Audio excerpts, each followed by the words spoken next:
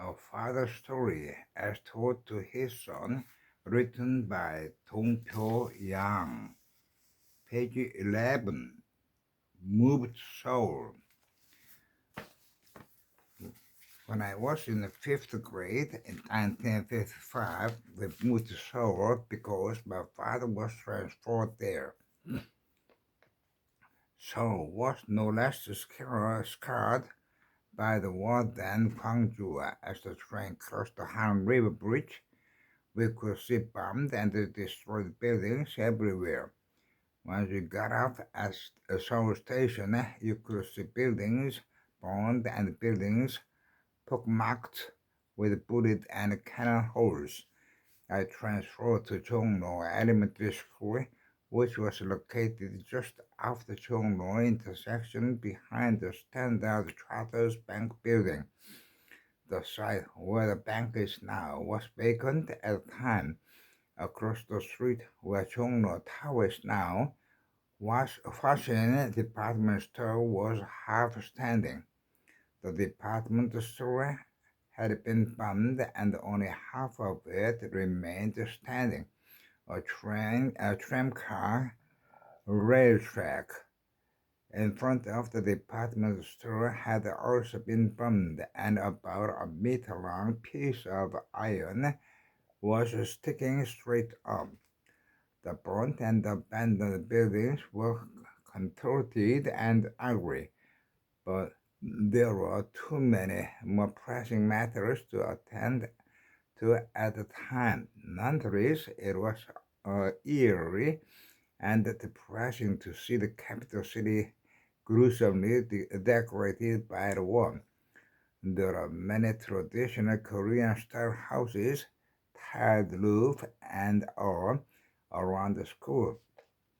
A vacant lot where the bank now stands was flooded in the winter to create a temporary ice skating rink. One day after school, I came out in the intersection and noticed that the building next to the belfry had a small square box.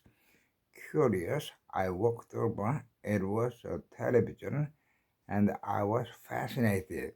My friends and I went to see that box every day after school, although it was not on all of the time because electricity was not constantly available and the broadcasting was limited to a few hours each day. In those days, at the market or in a vacant lot, vendors, particularly those peddling miracle cures, would bang drums to attract a crowd to them. Once enough people gathered, the vendors made a big show of cutting their own arm, applying their miracle cure to the cut, and showing off their miraculously healed arm. Apart from the cutting, which I did not enjoy, the vendors put on a pretty entertaining show, telling stories and jokes. One day at the market, I saw a man complaining about his stomachs. A self-proclaimed medicine man came with a long stick that looked like a long chimney brush, and he put the stick in the man's mouth all the way down to his stomach. This type of medicine vendor's performance in the marketplace was really the only entertainment regularly available then.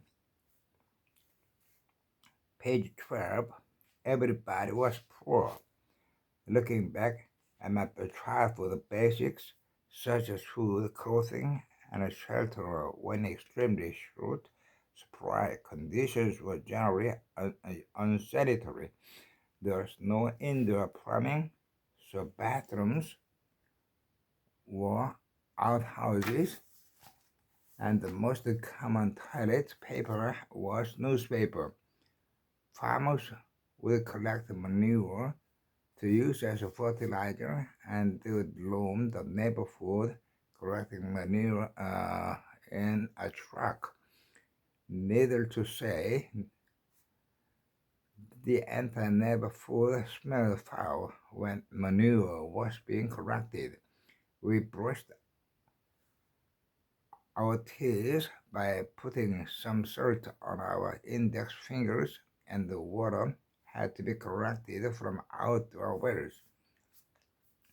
Kids at school were often infected with lice, or ringworm, and almost everyone was second-hand clothes dyed black. This was a part of routine life for almost everyone. There are no toys to speak of unless you made them yourself. Out-of-fashion toys out of newspapers, magazines, tree branches were bits of junk. Once I found the top of the drum that I used as a hoop, but the edges were sharp, leaving me with a bloody hand.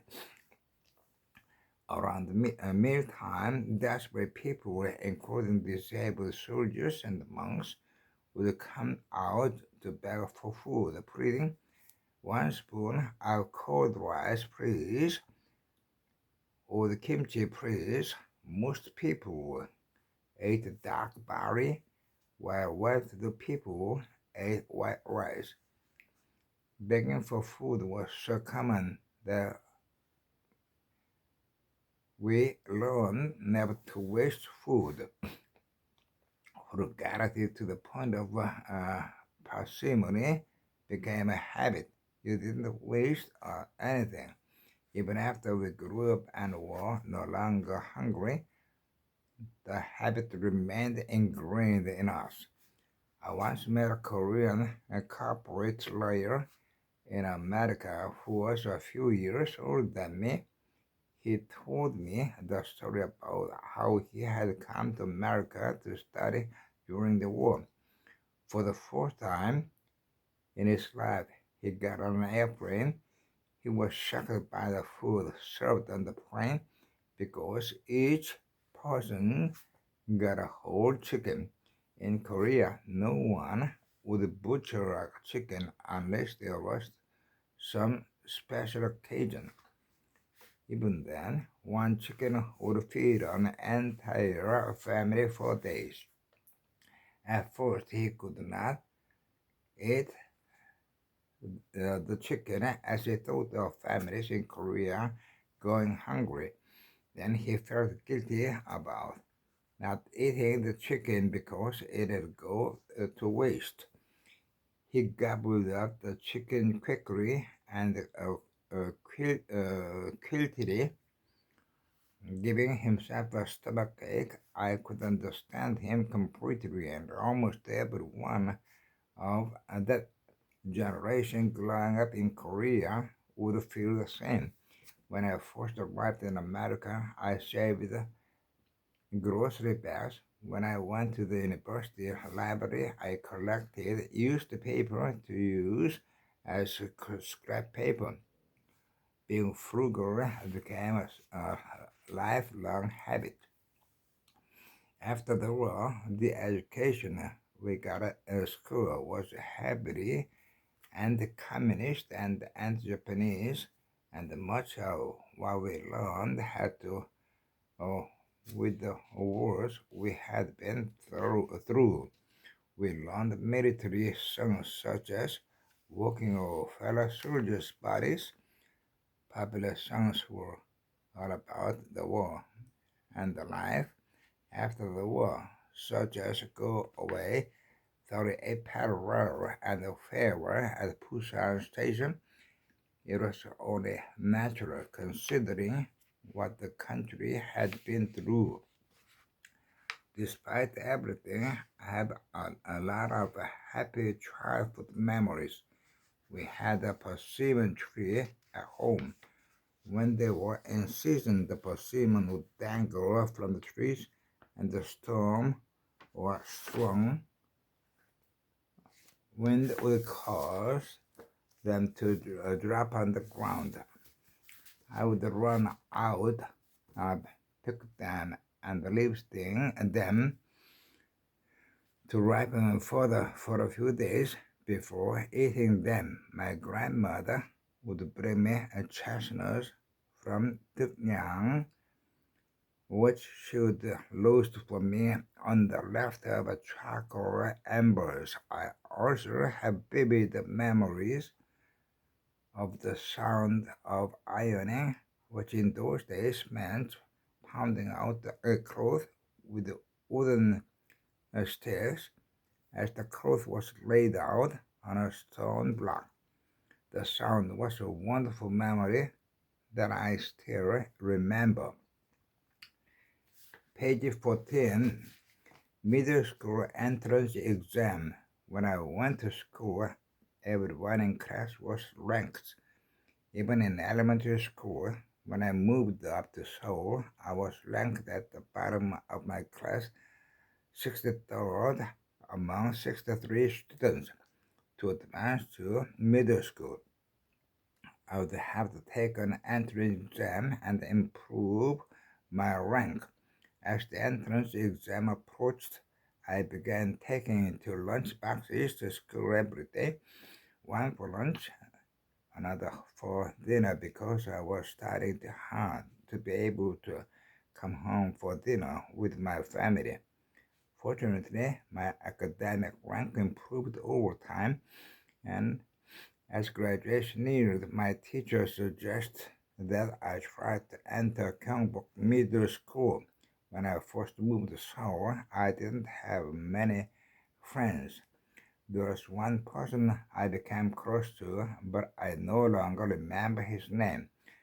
We used to go sledding together, and we would go to each other's homes. He applied for Gyeongbok as well, but did not pass the entrance examination. I felt sad, and I missed him. Another memory of elementary school is the time we went on a school picnic to Jingwan's temple of the Jahamun Gate. Our assignment after the picnic was to write about it. I wrote a Korean-style 3-line poem or sijo. When I turned it in, my teacher did not believe that I had written it. It was too good for someone in 6th grade. I was both flattered and insulted that he would accuse me of cheating. Ever since then, I believe that my real talent was writing, and the belief shaped a lot of my future. Chapter 2, Middle School and High School. Literary Club in Middle School. Literary Arts Club in Middle School. In middle school, I began wearing a school uniform and a cap. My parents were proud to see me in my uniform. To celebrate, my mother took me to a Chinese restaurant in Chongmo, and my father joined us from his office nearby. The 3 of us had a nice lunch together, and I ordered the classic jjajangmyeon dish, noodles in black bean sauce, for the first time.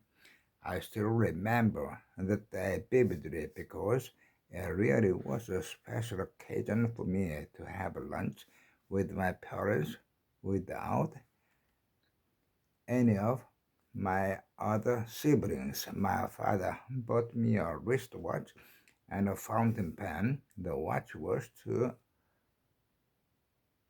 big for my thin wrist and slid down my hand. The cap of the fountain pen cap often got loose, and my uniform would be stained with ink. I didn't mind, though. I wore my watch and carried my fountain pen with pride. In middle school, we were encouraged to join an extracurricular club based on our interests. Without hesitation, I chose the literary arts club. My specialty throughout middle school and high school was writing. I wrote the lyrics for the cheerleading song at my school sports day. I got a number of prizes at school literary contests. I made lots of friends at the literary arts club, including Song Bok-young, Jung Kyung-hoon, Park Jung-ho, Kang Chang-hong, and Woo Ok-young, who all became lifelong friends.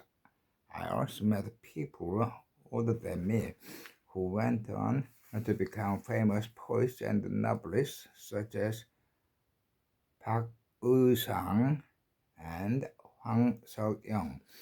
I read voraciously, including The Bridge on the Rhine, Dr. Zhivago, The Prague Resurrection, The Sorrows of Young Werther, The Graceful Wrath, and For Whom the Bell Tolls. I also read Chinese classics like Romance of the Three Kingdoms, Su He-ji, Seo Yu-ki, Journey to the West, and Oh Nu-myung, as well as Korean writers like Kim Dong-in, Chae Man-sik, Hyun Jin-gon, Yum Sang-seop, and Hwang Sun-won. I like the old Chinese classics best. I saved my allowance to buy the Korean literature series and the world literature series, which had just started publishing. The first book I bought was Holmes' Iliad and the Odyssey, but I could not understand it, even though the book was too hard for me to read. I wanted to show off, so I took it to school. Woo Ok-young saw it and wanted to borrow it. I lent it to him readily. After all, it was too hard for me. He returned it to me, but the book began falling apart. Bookmaking was not great then, and the spines of books broke apart easily. I hated to see my book deteriorate, especially because I hadn't finished reading it. On the plus side, though, that instant was the start of my lifelong close friendship. I read a lot of world-class literature at the time, but I couldn't understand a lot of what I read because, for example, I read the brothers Karamazov, but I could not grasp even the gist of the story. It was too long and had too many characters whose names were all too long. I tried reading it, though, because I understood it to be a must-read book for anyone serious about literature and writing. There are quite a few must-read books for students at the time, including Kierkegaard's The Sickness and Death and Freud's interpretation of the dreams, but I could not understand them. The only thing I can remember about them are the titles and the authors. I conclude that I was not going to be a world-famous writer. Decades later, in my retirement, I read Dostoevsky's Crime and Punishment again, and it was as if I had never read the book, even though I had read it in middle school. Now I understand why it is considered a great work of literature. I just read it about 50 years too soon. Newspaper club in high school. In high school, I got involved in writing for and publishing the school newspaper 경복, and the magazine 학원. It was a thrilling to print, publish, and distribute these publications to everybody at school. And I think that it really pushed me into a career in journalism later. We used the Gyeongyang Shinmun printing facilities located near the Chosun Hotel for the school newspaper. We edited galleys on a large table in the corner of their printing shop. I still remember the smell of the printing ink and the excitement we felt as seeing log galleys transforms into a real newspaper. It was especially thrilling to see my name in print. Poet Song Chang-kyung and Seok Il-gyu were our supervisors. I wrote columns in the paper using lots of Chinese characters to show off my knowledge of Chinese characters. One day, Mr. Seok sternly criticized me about my excessive use of Chinese characters in the newspaper, telling me that it needed to be understood by the people reading the paper. I was chastened, but kept in mind going forward that no writing did not have to be overly complicated writing. Good writing should be easy to read and understand. As my reputation for being a good writer grew, I wrote for another student magazines as well. I became a frequent contributor to another student magazine, also called Hakwan, which was the best-known student magazine at the time. I became a famous student writer back then. One day, I stopped by Kim Hee-sung's boarding room near school, and he said, "Well, and I launched a military campaign to pacify the world later. You will write the 출사표 Declaration of War." He was preparing to go into military academy, and he was referring to 제갈공명's 출사표 in Romance of the Three Kingdoms, believing that I would become a famous writer capable of writing such a monumental declaration. Later, when he learned that I had not become a writer, but an accountant, he was flabbergasted. At the time, people used manuscript paper that had 200 boxes on each page for 200 characters. I probably used thousands of pages of that paper. My father bought boxes of the manuscript paper for himself, but I probably used almost all of it. My father was an aspiring writer when he was young, and he ordered manuscript papers because he hoped to write in his spare time. However, his busy job prevented him from writing much. I used my father's manuscript paper on all kinds of writing. I mainly wrote essays and short stories, but later wrote plays and movie scripts as well.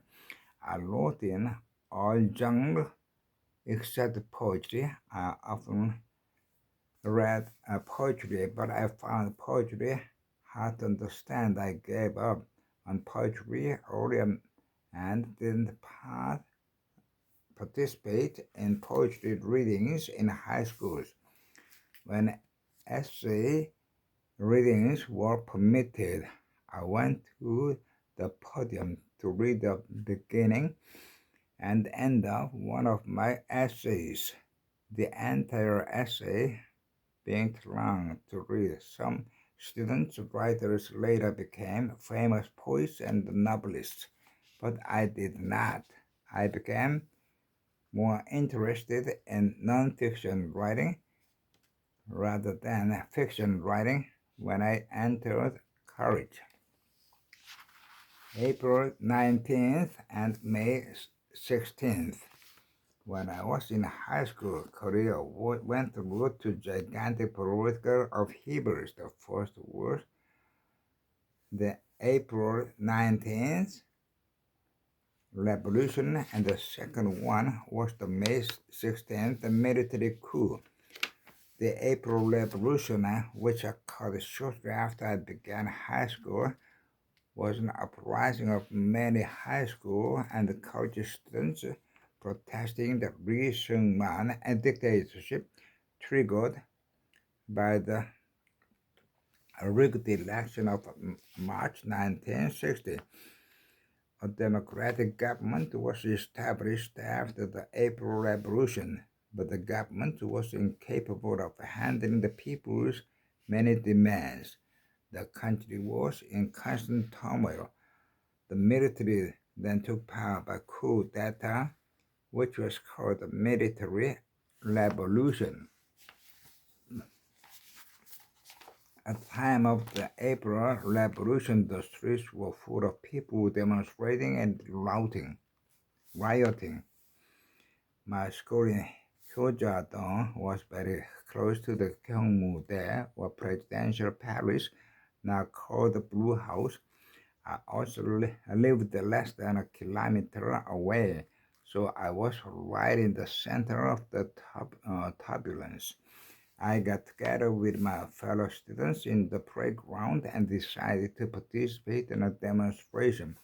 As a mass of students moved to the school gate, the principal stood for me at the gate and stopped us. If we had gone out, we'd have headed to the nearby Gyeongmu-dae, where there might have been numerous casualties because the police were firing at demonstrators.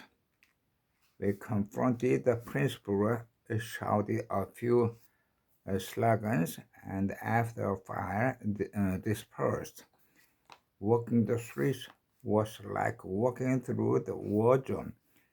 Tear gas and armed policemen were everywhere. I could not go home and sit there calmly as if nothing were happening. Instead, I walked out to Gwanghwamun and Angukdong and walked for hours. I saw police stations on fire and destroyed. I learned later that Han Jong-gil, a fellow member of the literary arts club, was shot and killed by the police. The death of someone I knew personally so well was a shock to me, but his sacrifice was not in vain. President Lee resigned and his political party was dismantled.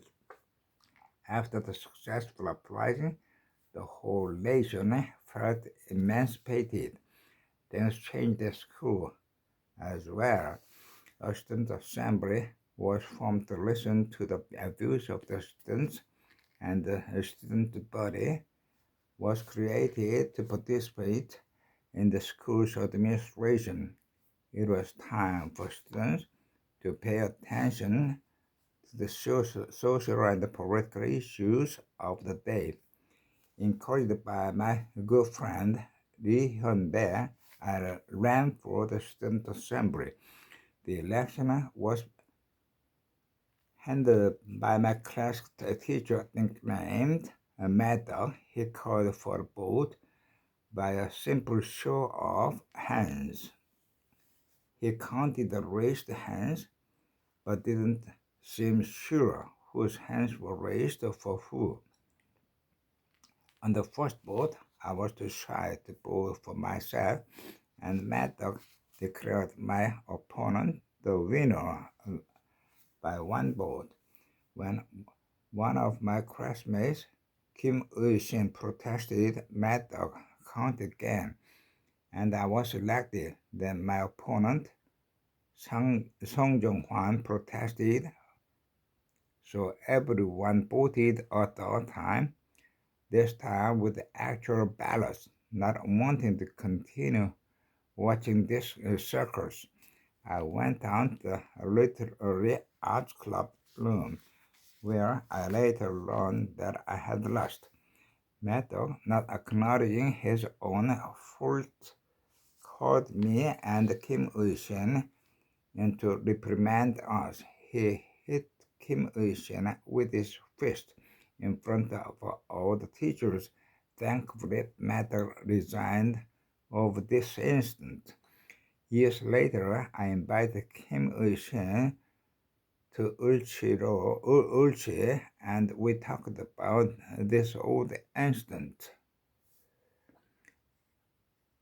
The strength of his principles at a young age was admirable. Corporal punishment was quite common then. I myself was once slapped in the face by a teacher when I was in ninth grade because I went to see a movie, even though the rule at the time was that no one under 18 could watch a movie. I got caught and reported to my school. My teacher slapped me in front of my entire class, shouting, "You went to see a movie. You're suspended from today. Don't come to school tomorrow," because we were just about to go on vacation anyway. The suspension didn't mean much, but getting slapped in front of my class for violating a rule that never made sense to me was demoralizing.